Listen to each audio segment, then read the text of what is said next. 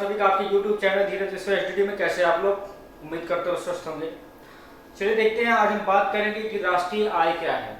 राष्ट्रीय आय मतलब national income क्या होती है, किसी देश की राष्ट्रीय आय क्या होती है। बड़ा कंफ्यूजन होता है कि राष्ट्रीय आय में क्या है क्या नहीं है। हम बात करते हैं आज इसी टॉपिक पे कि राष्ट्रीय आय क्या है। तो राष्ट्रीय आय को इंग्लिश में नेशनल इनकम कहते हैं। राष्ट्रीय आय का मतलब ये होता है जैसे एक वित्तीय वर्ष के अंदर जैसे कि 1 अप्रैल से 31 मार्च भारत में वित्तीय वर्ष माना जाता है। 1 अप्रैल से 31 मार्च तक के बीच में जितनी भी आर्थिक क्रिया कलाप के फलस्वरूप जो आमदनी होती है, जो आय प्राप्त होती है किसी भी राष्ट्र को, वो होती है राष्ट्रीय आय। ठीक है, एक वित्तीय वर्ष के अंदर आर्थिक क्रियाकलाप के फलस्वरूप किसी भी राष्ट्र को जो आय प्राप्त होती है उसको कहते हैं राष्ट्रीय आय। ठीक है, अब हम देखते हैं इसको टॉपिक वाइज, स्टेप वाइज देखते हैं। एक वर्ष की समस्त आर्थिक क्रियाओं के फलस्वरूप उत्पादित अंतिम वस्तुओं एवं सेवाओं के मौद्रिक मूल्य के योग से।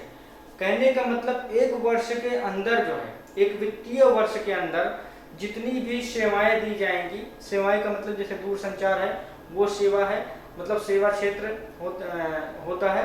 सेवा क्षेत्र में उद्योग धंधे नहीं शामिल होते। सेवा क्षेत्र में जैसे कि माल को बेचना, किसी को माल सप्लाई करना, या कम्युनिकेशन से दूरसंचार है, जितनी भी ये सेवा प्रदाता चीजें इसको सेवा बोलते हैं।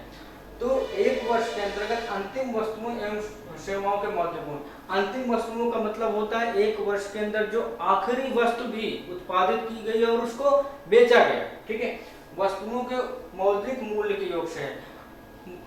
कहने का मतलब राष्ट्रीय आय को किस में मापा जाएगा? मौद्रिक मूल्य में मापा जाएगा। ठीक है, अब हम बात करते, देखिए राष्ट्रीय आय क्या होती है। एक वित्तीय वर्ष के अंदर जो आर्थिक क्रियाकलाप की गई उसके फलस्वरूप जो आमदनी प्राप्त होती है, आय प्राप्त होती है, उसको राष्ट्रीय आय कहते हैं। ठीक है, उसको मापा किस में जाता है? उसको मौद्रिक मूल्य में मापा जाता है, मतलब मुद्रा में मापा जाता है। राष्ट्रीय आय को किस में मापा जाता है? राष्ट्रीय आय को मुद्रा में मापा जाता है।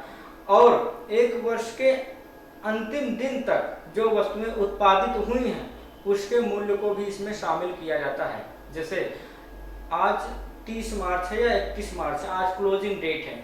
आज की डेट में जो वस्तुएं उत्पादित की गई हैं उसके मूल्य को भी राष्ट्रीय आय में शामिल किया जाता है। ठीक है, समस्त वस्तुएं एवं सेवाएं, जितनी भी वस्तुएं एक वर्ष के अंतर्गत उत्पादित की गई हैं या जितनी भी सेवाएं दी गई हैं, उन सभी के मौद्रिक मूल्य को राष्ट्रीय आय में शामिल किया जाता है।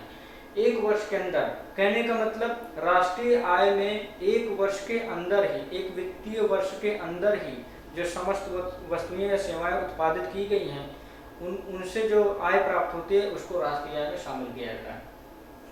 देश के बाहर एवं अंदर राष्ट्रीय आय में उस आय को शामिल किया जाता है जो एक राष्ट्र के निवासी द्वारा राष्ट्र के अंदर या राष्ट्र के बाहर, देश के अंदर या देश के बाहर जो आर्थिक क्रियाकलाप की गई उससे जो आय प्राप्त हुई उसको राष्ट्रीय आय में शामिल किया जाता है। जैसे यदि मैं अमेरिका में काम कर रहा हूं और यहाँ का निवासी हूं तो उससे जो मुझे वहां से जो आमदनी प्राप्त होगी वो भी भारत की राष्ट्रीय आय कहलाएगी।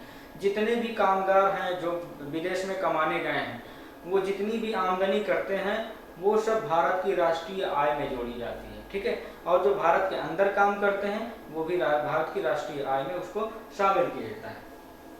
विदेशों से अर्जित आय, विदेशों से अर्जित आय का मतलब यही है कि जैसे यहाँ से माल बेचा गया, अमेरिका में बेचा गया, इंग्लैंड में बेचा गया, चाइना में बेचा गया, या यहाँ का कोई व्यक्ति, यहाँ का कोई निवासी जो है अमेरिका, इंग्लैंड, ब्रिटेन किसी भी देश में नौकरी कर रहा है, सर्विस कर रहा है, उससे जो आमदनी प्राप्त होती है उसको राष्ट्रीय आय में शामिल किया जाता है।